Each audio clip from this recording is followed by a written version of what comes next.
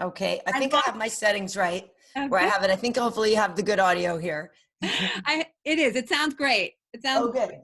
Welcome to Writing and Fighting. We Thanks. appreciate you coming. What we're going to do, I'm going to introduce you. Okay. And, you know, our class is very excited about that. And then we're going to kind of give you a perspective of our class. And what I've been kind of going through is what we went through with COVID. And we are very interested in your experience. Okay, yeah. And then we're going to turn it over for some Q&A. Okay, cool. All Sounds right. good.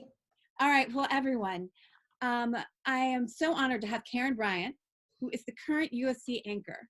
She's a graduate of Brown University, and she has worked for places like MTV, Showtime, CBS, Fox Sports, and now ESPN.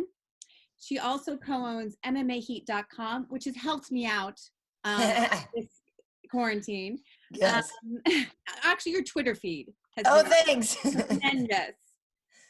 Please go on, from your puzzles to your mother's homemade masks. It's Right. amazing.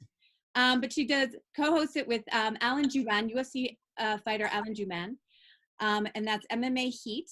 And then she even now has a Killing Eve after show. I mean, talk about making the most out of this time. No, I know. I got to try to. I have to do something. I got to stay busy. I love it. And that's with Megyn Olivi. Yeah. I apologize. I'm still getting through season 2. Okay. I can't wait because those will still be on your website and YouTube. Yes, they're archived. They'll be there forever. So it's going to be the best when I get into season 3. I'm going to watch a show and then on my Karyn Bryant, Megyn Olivi. It's the best. Cool. All right. So thank you so much. Just to kind of give you an idea of what this class went through, we had a first class January 14th. And I've told them before, I was very excited about this semester because we had UFC 249 coverage. We look at other coverage of press, particularly like Muhammad Ali and Sonny Liston, and Muhammad Ali actually through his whole career. And we also look at how other fights have been promoted. So this one you get to watch in live time. Whoa, was this a roller coaster? And who would have thought? And we've kind of talked about what has happened, but you have a very critical role in this, in that you were the broadcaster for the last major sporting event of maybe this year. I mean, knock on some wood there. Yeah. And that was UFC Brasilia. Yes. And you got on a plane. That was March 14th was a show. But just to let you know, so March 10th, we were told our students were on spring break that our classes would go online. Yeah. And March 12th, they told us, come back to campus, and they're closing campus, go home, and then the whole year was done. And so I think that, because I've looked at, when Luke Thomas was here, we talked about what DC has gone through. Yeah. In terms of they started with 3 cases and now it's in the thousands. And and then we had Ariel Helwani, we talked about New York. And so it's interesting. I looked at March 10th.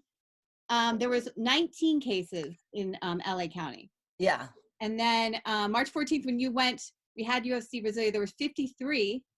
And as of yesterday, there are 9,442 cases and 320 deaths. So that was not even a month, or was it a little bit over a month ago? It's a month. Yeah, it's a month, because I basically put on my calendar here that I've been home at the house for a month now. Basically, I'm counting my lockdown from the Monday after I came back from Brasilia, which was, the 15th.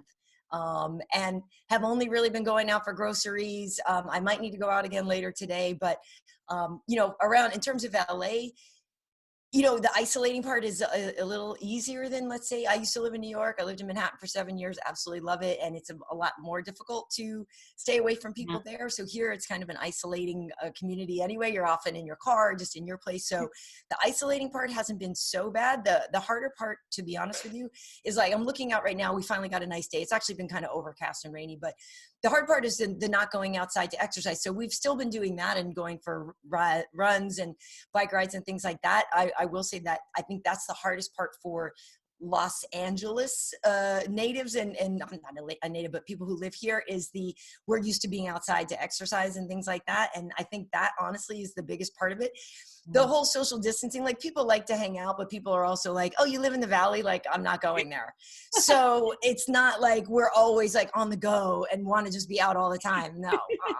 But we want the choice to be out there. But honestly, I think it's the outdoor living part that having that restricted has been hard. And even though, we went for a family bike ride yesterday, but we were all wearing masks and, it's hard. It's not like I'm expecting to go out there and run with masks on. It's like high altitude training or whatever, restrictive training, as somebody runs by my house right now. So that I think is the hardest part for us out here in LA. I can understand. And like the canyons and beaches public places are closed, correct? Yeah, for a while they were open and then they closed some of the parks and things because people were still going there. Like there's this place, Runyon Canyon, and people love to go and walk their dogs. And it was getting so packed that it was like, well, you're not supposed to still all be out here together. So I haven't done that. Like I said, I do need to go to the grocery stores today. And we did like one, like Lowe's run or something like that. But otherwise we've been good. And to be honest, I don't hate it. Like I don't hate it. There are worse things that could be happening. So yeah. No, you figure out how to have cool shows with your friends. Yes. And so, and puzzles and all of that. Yes. Okay. Well, let's take another step back then. Let's go back there to even the week going up to Brasilia, because that's when I know people were speculating. I actually believe it was March 11th when the NBA shut down. Are you in Brazil at this point? And can you just describe what was going on? Yeah, so my week was interesting, like the whole timeline of going there, because when I left for Brasilia on that Wednesday, or maybe I even left Tuesday night. No, I left Wednesday. I still thought the following week I was going to be going to London. Like March was supposed to be a great month for me. Then after that, I was going to Florida to celebrate my mom's birthday. Then we were going on spring break. Like March was like, I was so looking forward to this month. It was going to be the best. And so when I got to Brasilia, we knew a lot of things were moving, a lot of moving parts and stuff. But at the time still, it was like, okay, we think we're going to have a regular show and yada, yada, yada. Then we get there on Thursday. And I think it was on Thursday where they said, okay, so we're going to have the show, but we're not going to have an audience in there. Cause at that point, Brazilian government had spoken to them. We're not gonna be able to have an audience. So we knew that, okay, this is going to be different. Dan, I was working with Dan Hardy. And so I love him. So we knew, okay, this is going to be a little bit different. But, at the time we thought, oh, this will be great because, we can go in and sit inside and watch the fights right by the octagon because there's not going to be anybody there. And like, this can be amazing. And Charles Oliveira is fighting. He's amazing. And Kevin Lee is going to be so good. And then we found out, they were like, yeah, okay, well, here's the thing. There's going to be all these rules. We can have only 100 people in the building at a time. And so actually our setup for the fights, our desk was actually outside. This was kind of the sports complex. Dan and I had a desk set up outside. We weren't even in the arena. I went all the way to Brazil, all the way to Brasilia, never even set foot in the arena where they did the fights because I wasn't allowed because we had a body count. So Joe Williams, the security, he was like, look, I'll see what I can do. I'll see if I can try to get you in, but I really probably can't because as it is right now, we have 104 people for every time there's a fight because of the camera people, the security, the this, the that, and the other thing. So I never made it in the building at all during fight night. That's why it's so funny when you just see Mick as like the one guy cheering. It's so great because I thought, oh, well, we'll be able to go in there. But so we knew it was going to be different. Also that day on Thursday, I think was when I found out that I wasn't going to London, right? So I get a message that they're like, okay, well, we're canceling the desk in London. So I was so bummed. And at that point, it still seemed like the London event was going to go. And I'm like, well, what do you mean you can't cancel the desk? Like, they need us more than ever. If there can't be fans there or whatever, like, we need to do the shows. And this is when the border things were just like, it was like you could still go in and out of Europe. You could go to England and Ireland and all that, but not anywhere else. And then I was like, okay, well, what happens with these borders? Like, what if I'm in Brazil now and I would have been able to go to London from LA, but not from here, right? Because then it started to get to like, I love you, Brazil, but I really wanted to go back to London. You know what I mean? So you're like starting to wonder like, well, am I going to have to skip this show and don't go here because this government's going to say I can't come in from having been in this place prior. And it started to get kind of weird, right? And then anyway, we were like, okay, well, well, we can have that London show. Anyway, our show went off fine. To be honest with you, the fighters in Brazil were really happy to be able to fight, and we're really happy to still be able to put on a show. And if I'm 100% honest with you, it was really hard seeing these people. There's my friends, Damian Maia's there, Renato Moicano, like friends of mine there, and you go over and you give them a hug, and then you're like, oh no. Like, we're not supposed to do that. But it was still at the point where we all did it and you couldn't help it. And it was just really natural. And I'm seeing friends of mine from the, you know, that work with the UFC, and then you would do it. And then you're like, oh, no, we're not supposed to do that. Right. But Brazilians are going to hug. Like, you tell a Brazilian not to hug you as a greeting. Yeah. Good luck. And so it was, that part was hard. Flying home, you know, a bunch of us were sitting together. So Bisbing was with me, and we were all, you know, kind of flying back, and a lot of people from my team, and, you know, we're all like in the plane wiping everything down, which we knew, and on the way back, all of us kind of checking in with each other, like, hey, when we get home, like, we have to go on lockdown, right? And it was weird, and there was concern. All of us have families, you know, and you don't want to bring anything home. I think my biggest concern was I didn't want to make everybody else sick. Like, I actually, knock wood, wasn't really worried about myself, but you don't want to be a carrier. So that was really the bigger concern, you know, and that kind of thing. But then once all the shows got shut down, like, then I got to the point with London. I was like, well, if I can't go, I don't want anybody to go. You know what I mean? I was like, but of course I wanted them to go. Like, Tyron's a friend of mine forever and ever and ever. And that was also part of the reason why I wanted to go so bad.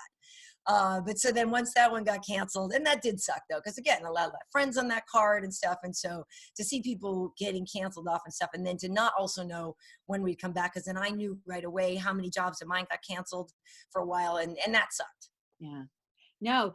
So were you getting regular updates? Because, you know, as a professor of the sport and also right, fan, I was checking all the time, and I'm assuming, I was thinking, well, I hope you might know what's going on now.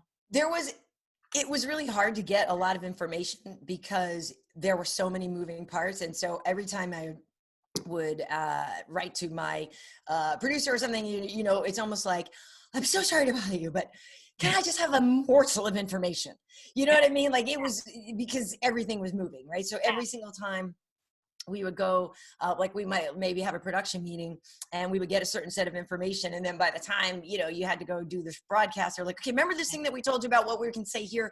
This is changing now. This is changing now. And like, at the time we were still running promos for London, not knowing whether or not it was going to happen, and thinking it was going to happen, but, you know, stuff like that. But in terms of, yeah, like finding out which shows were going to be able to go forward, which ones weren't, that kind of thing was all moving parts. And so we just kind of all walked around like, I don't know. What do you know? I don't know. Can you get home? I don't know. Dan, can you go home? I don't know. I don't know. And then the other thing was like, where do you want to get stuck? Right. Because that was the other part of it. It was like, well, I'll go right from Brazil to London if it means I can work that show, and then we'll figure that out. Right. Or whatever. Yeah. Of course, I didn't have clothes for London. I had clothes for Brazil or whatever. I'd figure that out. But some people were starting to do that, to go right from Brazil to London to try to make sure that they could get there if they were on the, you know, production side and needed to get there. So there were some people doing that, but then it just all got to the point where people were just trying to go home as fast as they could. And out of the Brasilia show, I actually was fortunate enough anyway to have the early flight out, because I think as the day went on, it might have gotten worse, but I was out at 7:30 in the morning anyway. Pretty empty flight then, or not? Yeah. I mean, it was full, but it was good to be out early. Yeah. So I'm curious too, because London, I mean, there are so many moving parts, as you said. I know. Is like the question, the phrase, because was there a time that London was going to be at a casino, Fire Lake in Oklahoma, where Woodley was going to be on? Yeah, I think there was talk of of a lot of the people coming to a location in the United States, and that was going to be, you know, and I think that's initially when Leon had declined, right? Because he was like, well, if I go, I might not be able to come home, and I have a family and stuff like that. So I fully respect that and completely understand all of that. You know, like I same thing with Khabib, when we're talking all this other stuff, like, dude, you got a family, you got to be home if it's, I get it, you know? So, but yeah, so there was talk of that at one point. But then I still think it got a little bit weird about whether or not people would be able to go home, right? Because the international things were closing down. And at the time, that's why it did seem like the London one was going to actually happen, because you know, the UK was the only place that didn't have the shutdown in terms of going back forth. So we were like, oh, we're fine. We can still go here. And then of course we didn't. So yeah, there was talk of it being with no fans there. And there was talk of, actually it was quite creative with the Cage Warrior show that was on Friday night, that they were then saying, well, we could still put on a UFC show. We could merge some of the talent if you know, international talent couldn't make it to London, but we still had a lot of people there because there's people from, you know, just all over the UK that could have still gotten there. And they were thinking, okay, so they could have taken some people from the Cage Warriors card, pushed them up, put like Cage Warriors as the prelims, and then reshuffled the London card based off of who was still there. So there were a lot of options and there were a lot of ideas, and you know, Cage Warriors was on Fight Pass anyway, and you know, so it would have been cool. But of course, then it all just got canceled. So yeah. Even though Cage Warriors came after you, I think, you know, in terms of major, Cage Warriors were like, I love it. I watch it. But you still claim that you had the last major. Oh yeah, I think so. Yeah, no, we definitely did. Yeah. Yeah, we definitely did. Yeah. And so it was interesting, you know. I've worked some incredible shows and some memorable things. And it's funny because, as I've said, like, I was like, oh, I'll never forget this week.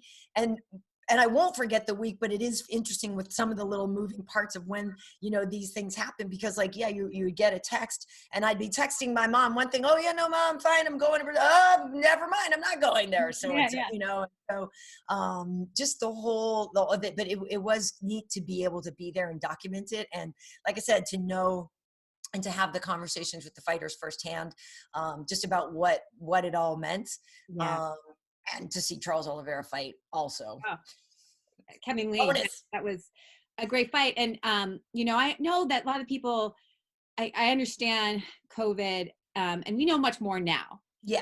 But at the time, I'll have to admit, I romanticized combat sports. So I'm going to go there. Right. That there was part of me that kind of really enjoyed this moment. And I equivocated it to like Gene Tooney versus Jack Dempsey 2, the rematch, right, long count, where all like the only sporting event on radio, where millions of people across the globe tuned in. And I was like, that's what UFC Brasilia. That's what we had. I know. The only sport, you know, and well, which is why people were bugging out though, if you notice, because there were a lot of like decisions and things at first, and then they were like, oh no, like every single person on the planet right now is so hungry for sports. And like, we need knockouts and stuff, and we need finishes. And obviously, you know, it still can be entertaining, but let's say you had casuals coming by for the first time and didn't understand some of this stuff. So, but yeah, like obviously the night picked up and there were some amazing things. And I think just in general, people were happy to have some sports. Oh, definitely. I think Atticus, you may have brought this up about whether having no crowd affected the fight. Right. Atticus, can you chime in on what you had this great observation? I'm just kind of wondering, because so much of what fighters do, so much like just they don't know how what they're doing kind of looks to the audience or looks to the judges. Okay. And I feel like some of them might kind of use that reaction to gauge what it looks like for the judges. Yes. And then also like maybe they like can psych themselves out, just like low noise means while I'm doing something means like something bad or something like that. And then also just like the mindset of it's more like sparring than actually a fight. Right. So I'm just wondering how like all of those interact. All of those things together. Yeah. Well, it's interesting because that's something that, you know, Alan and I were actually talking about. If let's say 249 had gone forward and they could have just fought silently or whatever, that really would have benefited Tony probably, because he's kind of a lone wolf kind of guy. Right. So, yeah. So I think with some of the people going into Brasilia or just in general, any of these fights, if they had to fight without an audience, people that were on Contender Series, people that were on The Ultimate Fighter kind of had a leg up there. Right. They understood how to fight at the biggest organization at the highest level, but still, like you said, it's almost like a sparring thing. And I only have myself to draw on here. But so some of those people had that firsthand experience and it felt similar to them. Yeah. I feel like for some of the non-Brazilians, it was an advantage to not have a crowd there, right? You don't hear the, oh, vai morrer. A lot of people get psyched out by that chant. Not hearing that chant took that element away, right? So now that kind of leveled the playing field, and that does buoy a lot of the Brazilians. So I think that sucked for them to not have that, right? Because like you said, a lot of people feed off that. They know when they're doing something well, especially like Charles is a flashy guy. A lot of these guys out there were flashy. And I think even Charles did at one point, like, he's like, yeah, and looks around for the guy and you're like, oh yeah, shit, there's nobody here, you know? And he's a guy that really feeds off that. So yeah, I do think that affected some people. But another advantage is they can actually hear their corner. And if you're talking about some of the people who are, still really need their coaching, I mean, they all need their coaching, but that was something that was nice, was that you can hear your coaches. So can your opponent, but at least you could hear your coaches. So I know that also helped. But yeah, in terms of the judging, it's interesting. I don't know if we went back and let's say we put these fights that happened in a different environment with different judges who might have been swayed by the crowd. I don't know, because yeah, we know like somebody lands something and the crowd goes crazy and a judge might think, oh wow, that was a real big significant strike, and maybe it didn't even really land, but the crowd reacted and stuff. So yeah, in terms of an effect on the judging, I would like to believe that we got better judging that night because there was no involvement of the crowd. But I'd have to go back again and look at the scores and everything like that to see if I believe that's the case, because I actually think there were a couple of funky things, if I remember correctly now. Yeah, and there were more decisions. Right. And so you wonder if that was also something. Yeah, you wonder if that's that the fighters were not, overly inspired, like they didn't push it as much and go for the finish as much. I don't know. Or was it just evenly matched fights, Yeah, exactly. And this will be a good question as we go on, because I think Jack had a question about UFC 249, about how we're going to get back to MMA and UFC. Right. But Jack, can you go ahead? Yeah, I was just like, obviously this is like crazy. Like, I think it's wild how 249 was even an option at one point. Yeah. I was a big, how is this happening? How are we putting all these pandemic scares behind us and trying to move forward with this? So my first question was just like, what were your thoughts on it? Were you like, are you rooting for, I'm like, don't get me wrong, I'm not judging if you were rooting for right. We've had a lot of guest speakers who really were rooting for it, as in like you mean, was I rooting for my employer to have a show? Yeah. See, a little bias there, but like, just like as in like another, just like, what do you think about it? And like, now that it is officially canceled, like, where do you think we go from here? Well, yeah, I will say this, like any human, I'm concerned obviously for safety measures, and I want people to be healthy. And like I said, just in Brazil on that show, you could really feel it, and I could see it on the athletes' faces, like how much this matters to them, how much it means to them to have their job and to be able to do their job. But of course they were concerned too, right? So even before 249, like I'd spoken to Jacare, I spoke to Calvin Kattar, I spoke to Jairzinho, I spoke to Nico Price, and they were all definitely concerned about the health part of it. But they were like, look, I'm also really thankful that my boss is giving me an opportunity to make a living. Nico has like 5 kids. So he's like, I need some money. And so while they recognized the risk, they also believed that they were going to be taken care of, and that they were like, look, I don't think it's going forward if it's not going forward with all the precautionary measures. So so for that, I feel like if it was going to happen, it was only going to be able to happen if everything checked out, right? So I do work with Chael a lot on Submission Underground, and I wasn't able to do the last show. I would have been gone anyway. But if you saw it, Chael was able to pull it off. Yeah. Had the silo, had the people alone. Chael was in a different room and this kind of thing. So I do believe that it could have been pulled off. Now, the part about the Fight Island, which is so fun, the part about whether or not it's going back to Tachi Palace, like, I understand the concerns with people feeling like, oh, maybe they're just kind of going around these things when the rest of everybody else is concerned. Shouldn't the UFC be concerned?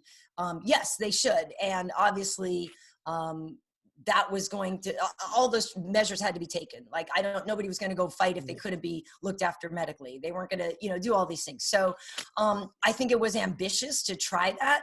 I understand that it was why some people were against it, but I appreciated the effort. And like I said, the desire to do that and to keep people employed. I mean, that's a lot of people. And while I'm certainly lucky enough that I don't have to stress out about not working today or tomorrow, even next week, I know a lot of people do. And so I appreciate that. But yes, it was a lot to ask. It was a big ask. And did I think it was really going to get pulled off? I was like, I don't know if they're going to be able to pull this off, because that's a lot to ask. And also to ask people to go somewhere and not know where they're going exactly first. Like it was a lot of moving parts that I guess my real overview is just, it was very ambitious.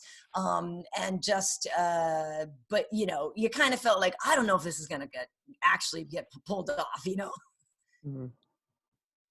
Do you have anything else to add, Jack? No, that was pretty much it. Well, yeah. Well, Thank you. Sure. no, we haven't really brought this up. I'm curious what your thoughts on these fighters they're in training camps indefinitely. Right. What must that be like? It's really hard. And so that was the whole thing. Like Jacare's like, well, I'm in my garage and I have a guy that I can train with. And, you know, some of these people, you know, will maybe have one or two people that they can train with, or, you know, and they've kind of figured it out that this person is healthy and that kind of thing. But yeah, I mean, luckily they are professional athletes. They know how to stay in shape, but staying in shape and fight shape are different things. I guess you could argue, though, that regardless of whether this fight had gone forward, like it would have still been a level playing field because everybody is still dealing with the same thing, right? Like, but I don't know, maybe you had a better home gym than I had, but it's still kind of a fair fight that we're just prepping at our home gyms. But I, you know, that is a major concern. And, you know, when you do look around at everybody on Instagram and doing things, some people do have a better setup than others. But again, that speaks to the whole point of like, people need to make a living, right? So it's just, it's hard. It's a tough call. Do you have a timeline where you think it's going to start to come back? Yeah, I was told that I probably wouldn't look at when I first, when I was still in Brazil and the fights got canceled, I knew I was going to be off for like 3 shows, right? Because we knew that even if they happened, they might be the type of thing where they were happening somewhere without an audience and without the desk shows and stuff, and it might just be a real bare bones, you know, type of thing. So I knew that I was going to have some shows off anyway. So that bummed me out because I was supposed to go to Portland, you know, and I was going to work Walt's comeback fight, and you know, I was going to be in Nebraska for Anthony, you know, and so all this. So yeah, so I left London, Portland, and I thought I was going to be able to be back for Anthony's. It was London, Portland, and one other place.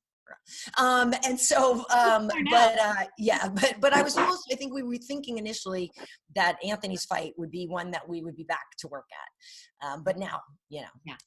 And then the Brazilian fight, and I think it's in Sao Paulo. The next Brazil show? Yeah. Is that off? In May? Yeah, I think that was in Rio. I think supposedly now, I think that one is already done too. That was already done too. Yeah, I think so. Kind of been, you know, because that's why we may have the Fight Island, right? Or because like Ariel Helwani said that he thinks that it's probably the Apex is the most. Yeah, I mean, Apex makes the most sense, and I think that was initially, you know, what the plan was, and just trying to get that together. But you know, building a studio and all that kind of stuff just takes longer than it takes a while. So, yeah. No, because I know there are a lot of people are hoping, you know, fall sports. I know you do NFL as well. Sometimes, I mean, do you think it's going to happen this year? That we're going to have some sports in the fall? Yeah, I do. I mean, I do. Like, I think we will. I think it's interesting, right? Because if you really thought about it, like maybe we should go back and have tough, right? And but we quarantine the fighters for 2 weeks. That way we know everybody's safe, right? I mean, like if you thought about it, you actually could sort of do this thing. Like in theory, football players could all go live at the football hotel, and everybody could just, you know, I mean, the travel part is tough, and you know, and that kind of thing. But in theory, you could isolate the team players, I think. Yeah. It's just there's a lot of people on football fields. It's just a heck of a lot of people on football field. And they also have families. But then, you know, I've heard some people say, well, you know what? A lot of people take risks with their jobs, the nurses, the exactly lines. And if football players, if they want, or, other people who are athletes want to get paid and they want to do their job, that's a risk that people take. Yeah, I guess it comes down to that, right? Yeah, like if you're willing to take the risk, do we keep you from taking the risk? I don't know, because people are going to certainly need some escape, and the longer people are shut in, the more you need that escape, right? I don't know. I thought I read somewhere, I don't know if it was Bundesliga or something, like there was a German soccer or something that actually was going to pick up again because Germany's had a low rate of infection, and so they were going to be able to get some soccer going again, maybe sooner than later. Yeah, I know they're thinking of what, so baseball is going to get pushed back or something. I want to believe that, yes, there can be some sports. I mean, fighting actually is easier to bring back since it's fewer people. So yes, we have that advantage of having been some of the last shows to go and probably being some of the first people to be able to come back. Yeah, I have faith that we'll have some sports. Karyn, if not, you had the last sporting event of 2020. I guess so. Crazy. It's crazy. Abby, I see your hand. Yeah, I was just talking before, about, I'm an athlete, so I know, I as an athlete, an outlet. Yeah. Our teammates, we're far away from them because we're on the field hockey team at AU. Oh, cool. There's 4 of us in the class. And, I know, I'm dying to get on the field, but I also know that, the 13-year-olds in my town, if they see, a UFC fight or an NBA game, they're going to be like, well, they're doing it. So why can't I go to the park, Right. So I know we all want the sports, but we use those athletes as role models. And I feel like that could be really bad. I know our coach is waiting for some professional team to do something so that we can do something. Right. And I'm well, I don't know. Yeah. I mean, it's a bad look, right? For that, you don't want to teach your responsibility, right? And I actually have a 13-year-old daughter, and so she, she's a little bummed out being cooped up in the house and stuff. And yeah, we want to go out, and it's been really hard because her best friend lives down the street, and you're like, well, she can come over and you can play in the yard 6 feet apart from each other and stuff. And so, that has been tough. And yes, I know as the athletes, if you're watching other people, yes, if they can do it, why can't I? I guess, I don't know. In that respect, I would say just use them as the surrogate instead and live vicariously through them. I mean, I know it is really hard. And yeah, you want to have that idea that we're still all looking out for each other. And so you don't want to be the one that's like, oh, we're coming back and we don't care about other people. And you don't want it to have a bad look that you're disrespecting the crisis and how bad it can be for other people. So yeah, I mean, there is a lot of concern. And I guess that's one thing that, Dana was talking about a lot of the time, was that we're here for the escapism and our fans are the best in the world. And we really want to provide for you guys. And I think there is a real sense of that for performers, athletes, owners, and stuff like that. But I mean, also they want to make their money, right? So clearly they want to get back in business for the money part. Whereas, amateur athletes, you don't have the money making part of it. So yeah, the motivation is different for them to get back to work. Obviously the money is a big part of it too, but yeah, I think everybody just wants to do what you're here for. It's hard. I mean, I don't know. And field hockey's fun. Can they switch it? I mean, you guys are just done for the year, right? You're done, right? Yeah. That sucks. Yeah. I mean, but then we're all, it sucks for everybody. That's, there isn't a profession, unless you're a virtual platform or your Walmart. Right. It sucks, It does suck. Charmin's doing well. I think, Megyn, you had a question. Are you there, Megyn? I'm here. Hello. Here, let me see if this works. Yeah, Okay. good to you. Hi. So I don't know. Obviously, combat sports and UFC are very masculine-driven sports, and most. Well, I can't really say that because I haven't done the research, but it seems to be that most commentators and things are all male. Yeah. So how do you deal with the pressures of all of the masculinity around you, and Yeah. to like grow into like being the best you can be, surrounded by people who might want Yeah. to oppress you. Yeah, it's tough. I will say, not that I'm uniquely suited for this, right? Because there are other women that do this, but just a long story short, my background, like I grew up in Massachusetts, and just at the time where I grew up, there weren't anybody else in my town looked like me, right? So I always stood out wherever I went, and I had the option of, everywhere I went, it was like, oh, there goes Karyn. And I got called lots of names that were not great names. And so, I learned how to get a tough skin or whatever, but I also learned how to be a solo entity in a different environment and still protect myself and be able to survive. Right. So I think that kind of helped me in what I'm doing now. Like I do have a pretty thick skin. I mean, it's not all the way thick, but I'm used to being different from people. I'm used to having to sort of prove that, yes, I'm different, but I'm still, can be part of this team here. But with the guys, part of it is, and it's funny because if you talk to Bisping about it, like we have so much fun together. We have so much fun together. And it's amazing to me. Like it actually cracks me up that people think we don't get along, because he's one of my favorite people on earth to like work with and everything. And he's so funny. But we have our sparring relationship on the air and stuff like that. So everybody that I work with, we have a different dynamic and a certain kind of dynamic. Certain people I can tell this kind of joke with, certain people I can't do that with or whatever. But really what I think it came down to is you have to establish your authority. Although when I first started there, I had done a lot of other anchoring, but just don't pretend to know what you don't know. I think is part of it. And so I think some of these people get in a position like, oh, I'm in this position now of authority or alleged authority or whatever, and I'm a know-it-all and I have to act like I know everything. And that's dangerous, because I don't know everything about fighting and I'm not the fighter. And my job is there to get information from them and to create the conversation and to, be the traffic cop and all these other things. So you do need to know what your purpose is. And so by me not pretending to be a fighter and an analyst, my role is very specific and I know what I'm supposed to do.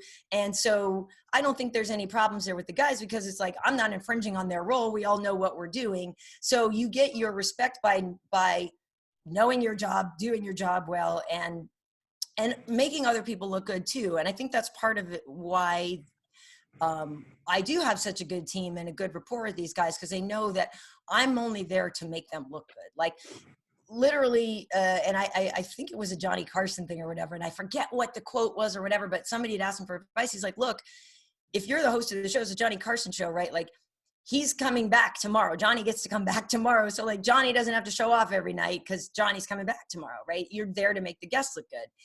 And I always thought of it that way myself. Like when I'm doing the show, hopefully I get to come back tomorrow if I'm the host or whatever, but I look better when you look good. So I always think of trying to make the other people that I'm working with look good. And it's interesting. It seems so basic, but when you don't always see that. And I know that you've all seen on different shows, you're like, well, those people definitely hate each other. And, they'll be like undercutting people and this and that. And while we have a playful attitude and we spar verbally or whatever, I never leave anybody out to dry. I will jump in and help them out if they forgot something, like I'm there to try to help everybody else look good too. And I think that is part of what has just bonded us all as a team there. And so the respect in that comes from that. Yes, I'm the chick. Yes, I'm whatever. No, I'm not a professional fighter. Yes, you have all the testosterone, but they know that I'm there for them too.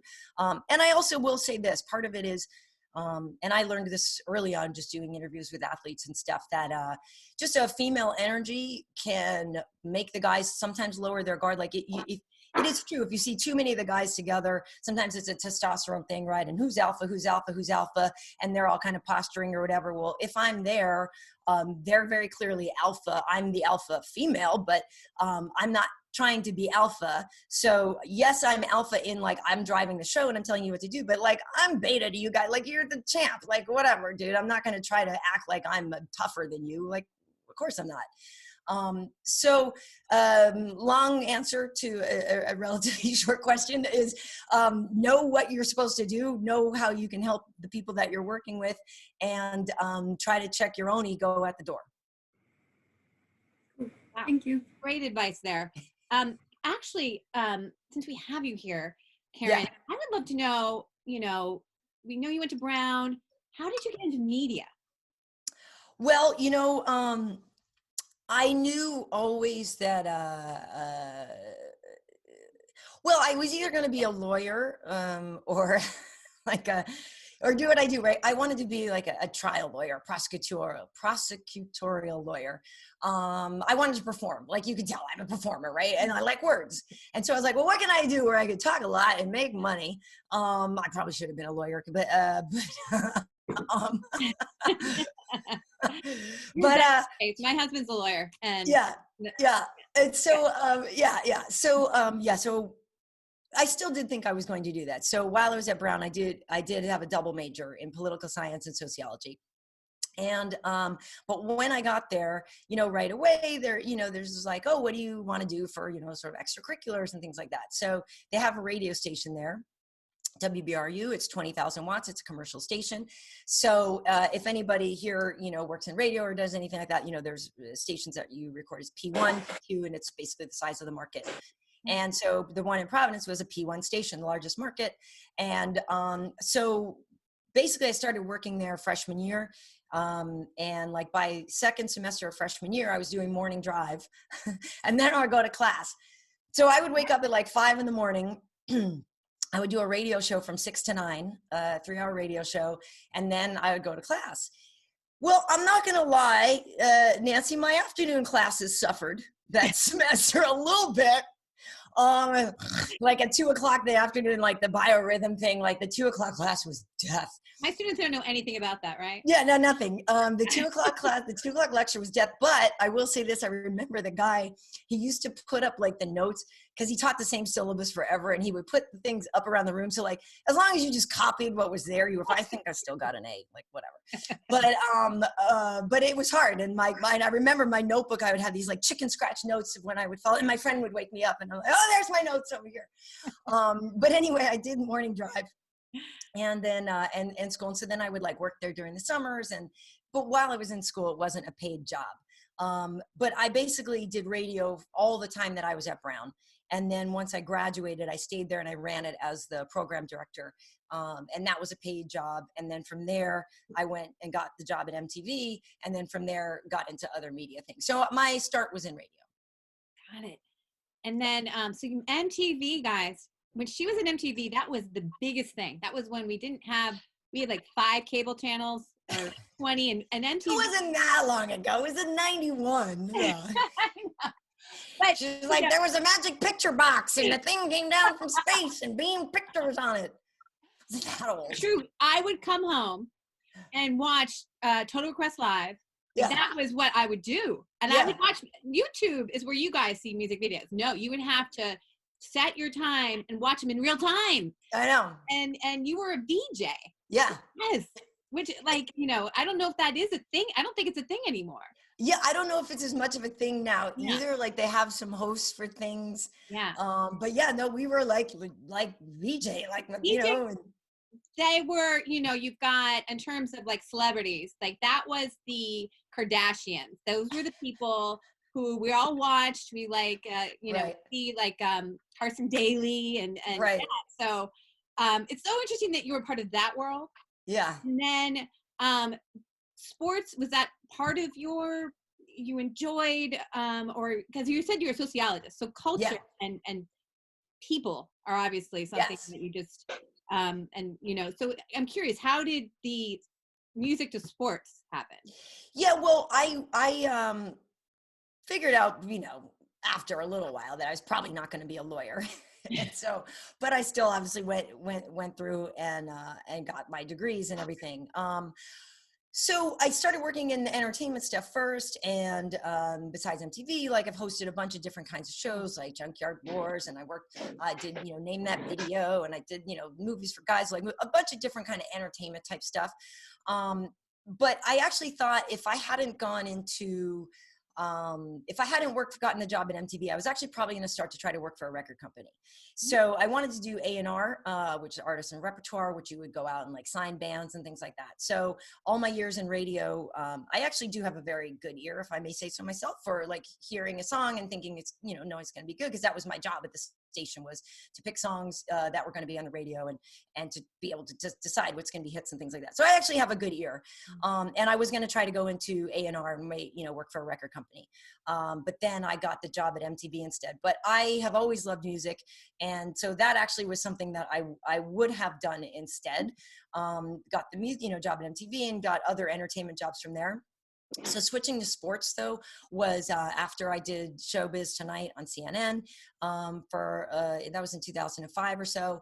I switched over to Showtime Championship Boxing. So boxing was the first sport that I got into to cover. But I've always been a sports fan and always played sports all my life. And my dad used to coach Pop Warner football and stuff. I played, baseball and basketball and soccer. I'm on a tennis team. Like I'm way, way, way into sports. But it wasn't that it was my initial idea of what I wanted to do. I was doing more of the entertainment stuff, but it was definitely a natural outgrowth of it. And, entertainment and sports is entertainment, it's all part of the same thing. And there's so much crossover with it that also basically once you learn how to do an interview, as long as you learn a skill set of how to do an interview, you can kind of apply it to any business. So it doesn't really matter what people are doing. Again, as long as you don't get ahead of yourself and pretend to know stuff that you don't know, I feel like I could conduct an interview almost over any kind of topic. But your knowledge for your 14 years in combat sports is so high. Like you do a great job of like asking the questions that I don't even know those to ask those. So yeah, I appreciate that. Thanks. And then also knowing that you have this ear and music. So I've decided that perhaps during this downtime, yes, we could put together a band for the UFC. Yeah. And so would you be the manager then, or would you be? Yeah, I would be. It's funny. Well, okay. On a side note, we are going to do the UFC Spice Girls. Okay, so Megyn and I have actually talked about this for years and years and years, right? Because very clearly I'm Scary Spice, and very clearly she's posh, right? So we've talked about this for years, and she had said that she actually won like a posh lookalike contest or something like way back when or whatever. So we have joked about this for years. So Joanna would be Sporty Spice. Valentina would be Ginger, and Paige would be Baby Spice, right? And so we were like, we got this whole thing, and we were like, we need to do it, and I want to come out and do it for like, some Halloween thing or something. Like, how freaking funny would that be? And it would totally work. Like, it would totally work, right? Like, so. I want the recreation of the video. What's the one? You Gotta Be My Friend. Yeah, tell me what you want, what you really, really want. I wanna. Okay.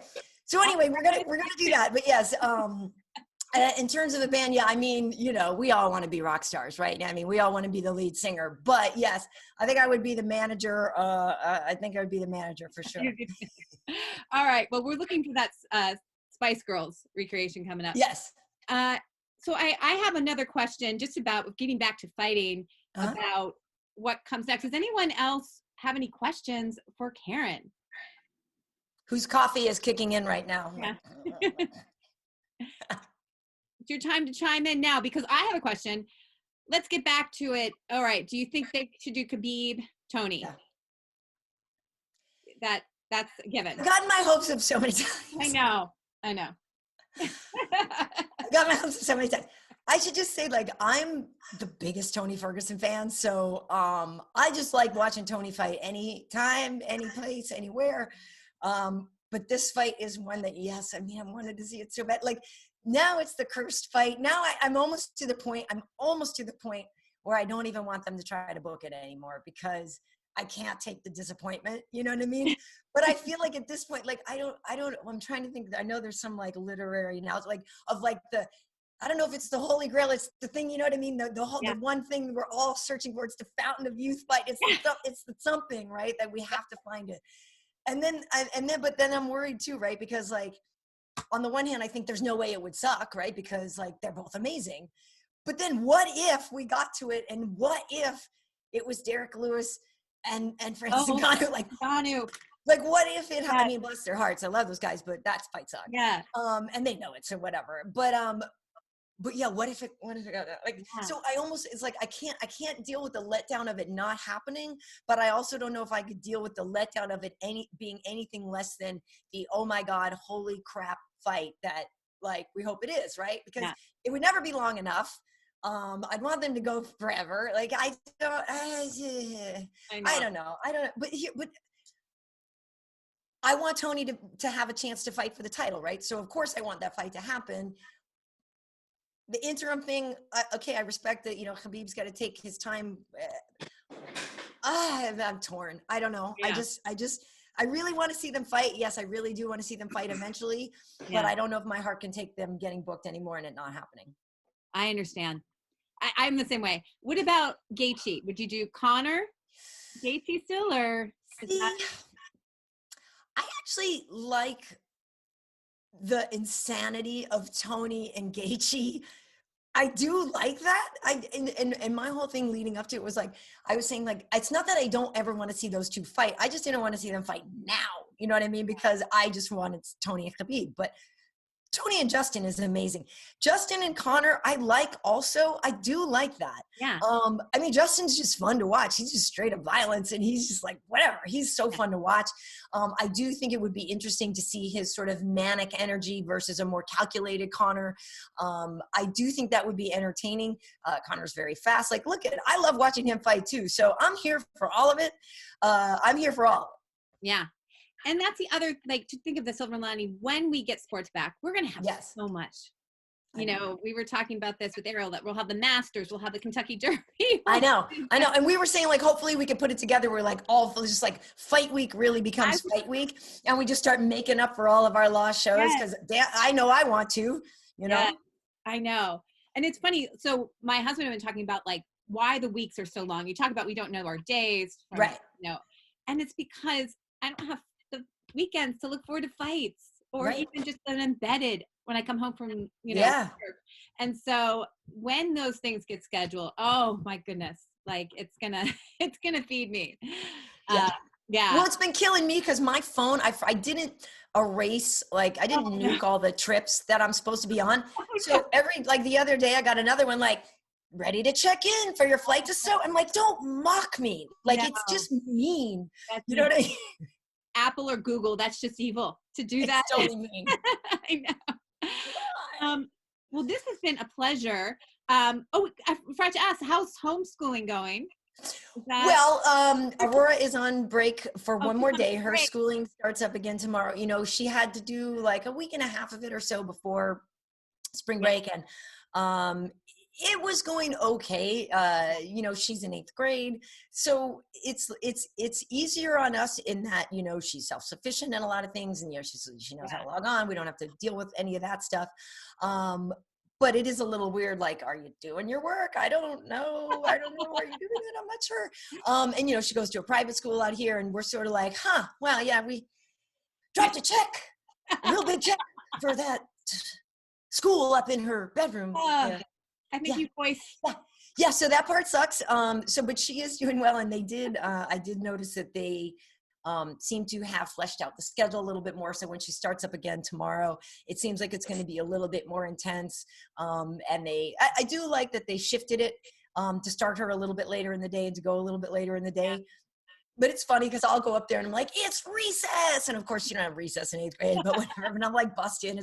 Or I busted in and I'm like, you need to clean your, and she's in the middle of a class. I'm like, I'm so sorry.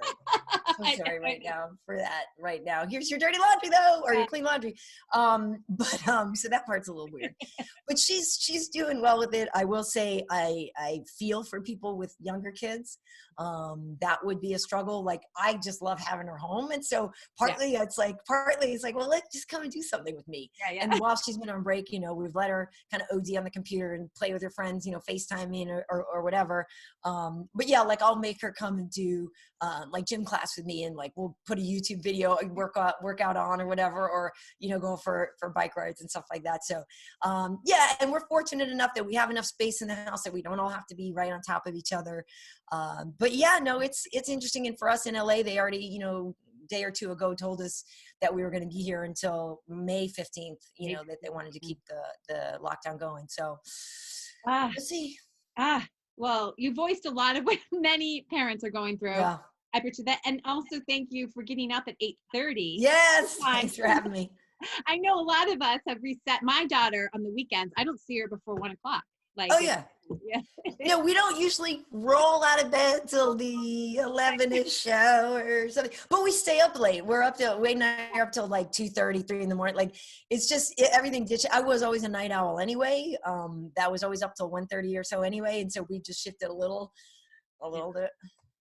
Hey, we're making do. Yes. Yeah. Well, thank you so much, Karyn.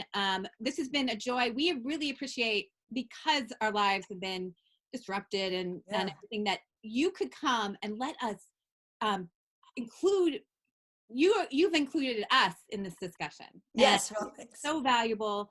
We've learned so much. Thank you for like your knowledge and wisdom about. I think you said, don't pretend to know what you don't know. Yeah. And know your purpose. Yes. Great. Yeah, I really liked that line. I'm going to use that today and sound thanks. philosophical somewhere. Exactly. Well, thank you. We will be watching you. Cool. And we'll, you know, keep in touch with Writing and Fighting. Yes. And take care. Thank you so much. All right. Thanks so much, you guys.